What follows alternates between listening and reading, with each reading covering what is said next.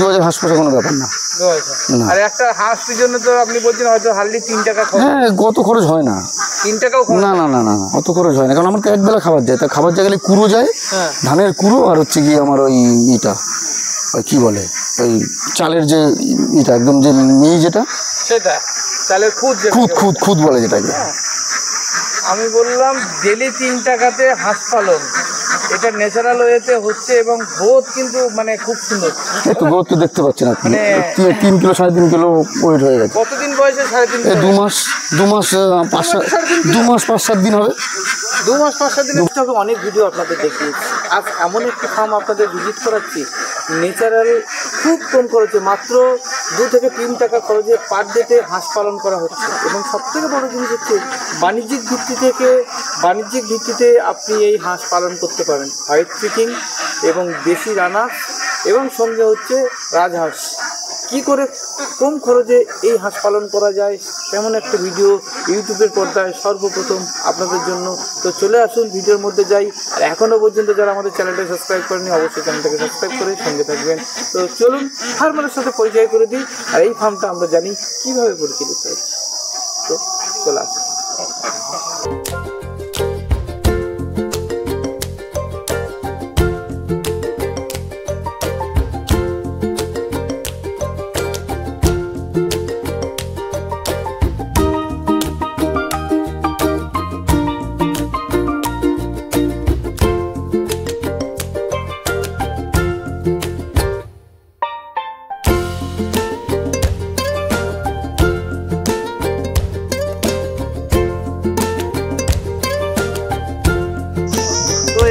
আমরা চলে এসেছি দক্ষিণ 24 পরগনার একদম শেষ প্রান্তে। এটা দক্ষিণ 24 পরগনার ঝড়খালি, এবং এর পাশেই হচ্ছে ঝড়খালি কোস্টাল থানার আন্ডারে। দাদা নমস্কার। নমস্কার দাদা, কেমন আছেন বলুন? এই ভালো আছি। আপনার নামটা?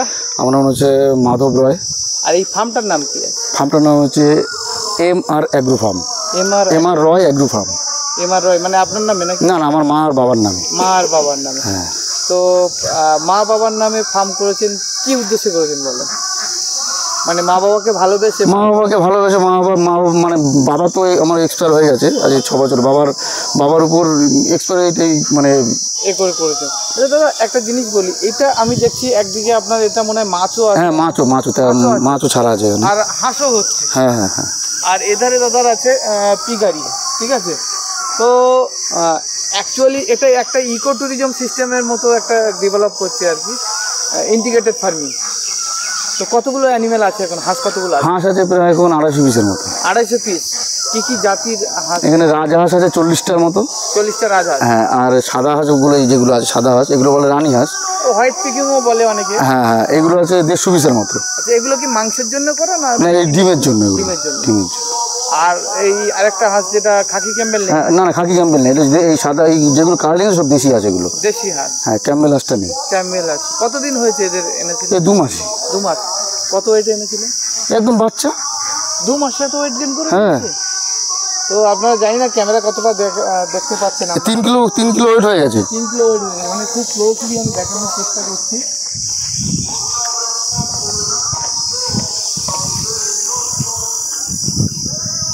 এই দেখুন, এটাকে আমরা হোয়াইট পিকিং বা ব্লেজিং হাঁস বলছি। সুন্দর একটা পরিবেশ। দাদা এইটা কি করে রেখেছেন? ঢালাই? এটা ঢালাই আছে, কংক্রিট আছে, কারণ এখানে যখন ওয়েস্টেজগুলো সব ধুয়ে পুকুরে চলে যায়। আচ্ছা, এখান থেকে একটা ঢালাই টাইপের মানে ঢালু টাইপের করে রেখেছেন, তাই তো? আর এই যে পাইপ দিয়ে রেখেছেন, পাইপ দিয়ে কি ধুয়ে দেন? হ্যাঁ, পাইপ আছে, পাইপ লাগানো আছে, পাইপ দিয়ে সব ধোয়া হয়ে যায়। ধোয়া হয়ে গেলে সব পুকুরে ওয়েস্টেজগুলো পুকুরে চলে যায়। এবার পুকুরে মাছ ছাড়া আছে, এই যে মাছে ঘেউ মারছে। কি মাছ দেওয়া? এটা অনেক রকম মাছ আছে, তেলাপিয়া মাছ আছে, রুই আছে, কাতলা আছে, বাটা আছে, পোনা আছে। মানে এই এদের লিকুইডটা কি এই মাছে খেয়ে? হ্যাঁ, এদের লিকুইডটাই খেয়ে নিচ্ছে মাছ। দেখেছেন ঠিকঠাক? হ্যাঁ, মাছের গ্রোথ হচ্ছে, খুব মাছেরও গ্রোথ হচ্ছে। হ্যাঁ। আচ্ছা, মানে এই যে আপনি এই হাঁসগুলো রেখেছেন, এদের কি খাবার দেয় না? এদের ওই কুড়ো আছে, ধানের যে কুড়োটা বেরোয় না, ধানের কুড়োটা ধানের কুড়ো ধানের কুড়ো আছে, আর ওর সাথে ওই যে খুদ যে চালটা পাওয়া যায়, ওই যেখানে ধানের কুড়ো পাওয়া যায় ওখান থেকেই দেয় ওটা। ওই কুড়োটার সাথে মানে ধানের ওই ধানটা ওই চালটা ওর মধ্যে মিক্সড করে। আর কোনো আর কোনো প্রথম আনার সময় একটু ওই সমস্যা হয়েছিল, যেগুলো মানে ভ্যাকসিন যেগুলো করতে হয় আনার পরে, মানে এই রানীক্ষেত বা এই একটু ভ্যাকসিনগুলো করা হয়েছিল, এছাড়া আর কোনো কিছু দেওয়া হয়নি।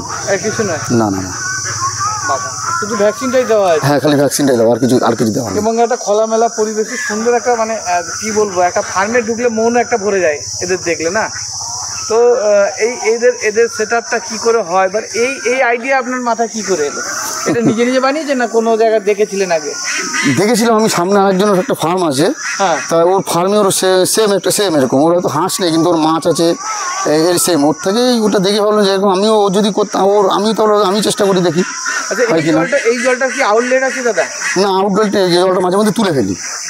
হ্যাঁ, মাঝে মধ্যে তুলে ফেলি, তারপরে যে আবার জল আসে এখানে। এটা কি তলায় চেম্বার করা আছে? না চেম্বার করা নেই, পুকুর করা। মানে মাঝে মাঝে তুলে ফেলেন, আবার নতুন জল। হ্যাঁ। এটা কতদিন অন্তর জলটা চেঞ্জ একবারই, পুরো জল চেঞ্জ করতে হয় না তো। ধরুন এখান থেকে মোটামুটি যে এখন জলের যে লেয়ারটা আছে, এর থেকে ধরুন 1 ফুট 1.5 ফুট জলটা টেনে তুলে ফেললাম। তুলে ফেলার পর তবে আবার ধরুন জলটা পূরণ করে দিই, এখন যতটা আছে ততটা হয়ে যাবে।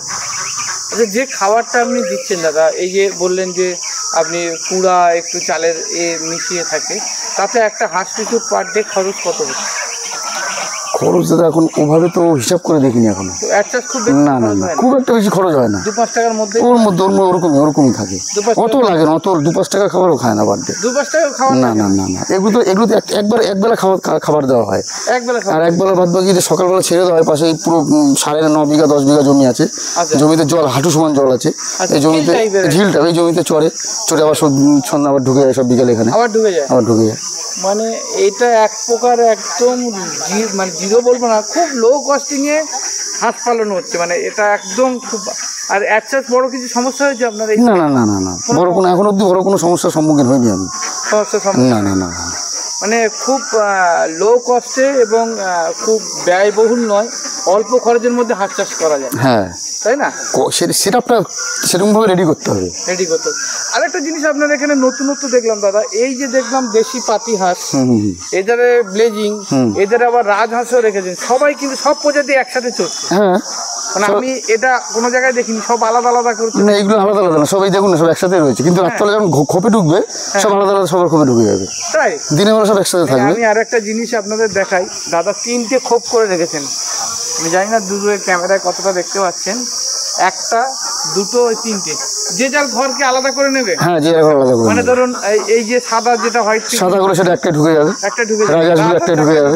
হ্যাঁ, এবার যদি 2-1টা এদিক ওদিক হয়ে যায়, ওগুলো মানে আমার যে দেখাশোনা করে সে এসে ঠিক করে দেয়। মোটামুটি মিলেমিশে থাকে, কোনো সমস্যা হয় না। এই তো দেখুন না, রাজহাঁসের মধ্যে পিকিং হাঁসের মধ্যে এসে দেশি হাঁস, সব হাঁস একসাথে পাইল করা আছে। সুন্দর একটা মানে পরিবেশ। আর এইভাবে সর্বোচ্চ কতটা করা যেতে পারে মনে হয়? একটা যদি কারো কাছে 2 বিঘা ল্যান্ড থাকে, এইভাবে 2-500 হাঁসকে করে? হ্যাঁ, এই একদম নর্মাল, যদি 2-5 বিঘা যদি কারো কাছে জমি থাকে, আমার কতটা সেটআপ তো আপনি দেখতেই পাচ্ছেন। এই যে সেটআপ তো দেখতেই পাচ্ছেন। এবার যদি এটা মনে করেন কত 10 কাঠা জমির উপর রয়েছে, তার মধ্যে পুকুর, হাঁসে থাকার ঘর, এবার যদি সেখানে 2-4 বিঘা যদি জমি, আমার যদি এখানে 250 থাকতে পারে, এখন 2-4 বিঘা জমি থাকলে পরে মোটামুটি 1,500-2,000 হাঁস পোষা কোনো ব্যাপার না। আর একটা হাঁস পিছনে তো আপনি বলছেন হয়তো হার্ডলি 3 টাকা। হ্যাঁ, কত খরচ হয় না, 3 টাকাও না, অত খরচ হয় না, কারণ আমার তো একবেলা খাবার যায়। তা খাবার জায়গায় কুড়ো যায়, ধানের কুড়ো, আর হচ্ছে কি আমার ওই ওই কি বলে, ওই চালের যে একদম যে যেটা, সেটা চালের খুদ বলে যেটাকে। আমি বললাম ডেলি 3 টাকাতে হাঁস পালন, এটা ন্যাচারাল ওয়েতে হচ্ছে, এবং গ্রোথ কিন্তু মানে খুব সুন্দর।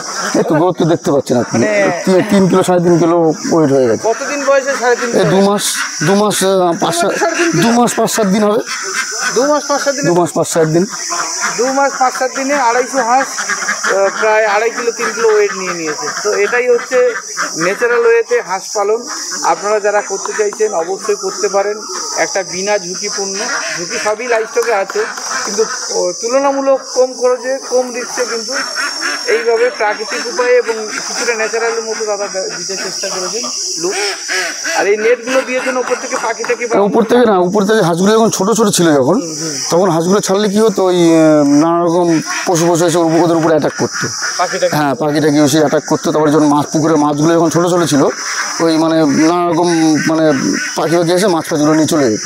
এই জালটা দেওয়াতে কী হয় কি, ওই সেইগুলো আর হচ্ছে না। অনেকগুলো হাঁসের বাচ্চা আমরা মেরে দিয়েছি ওই কাকে ঠুকরে ঢুকতে, মানে বাইরে যখন ছাড়তাম কাকের বাচ্চাগুলো, ওই কাকে ঠুকরে ঢুকতে আর কি ওগুলোকে মানে প্রায় অনেকগুলো বাচ্চা নষ্ট হয়ে গেছে এই করে। তারপরে তো চিন্তা ভাবনা নিলাম যে উপরে কিছু ঢাকা দেওয়া যাক। এইভাবে ঢাকা হ্যাঁ হ্যাঁ হ্যাঁ হ্যাঁ, পুরো নেট দিয়ে চারিপাশ থেকে দিয়ে ঢাকা দিয়েছে। একটা সুন্দর প্রজেক্ট এবং খুব কম খরচে এই প্রজেক্টটা চালানো যেতে পারে নাকি দাদা? খুব কম খরচে প্রজেক্টটা চালানো। ঠিক আছে, অনেক অনেক ধন্যবাদ দাদা, ভালো থাকবেন। অনেক সময় কাটালাম।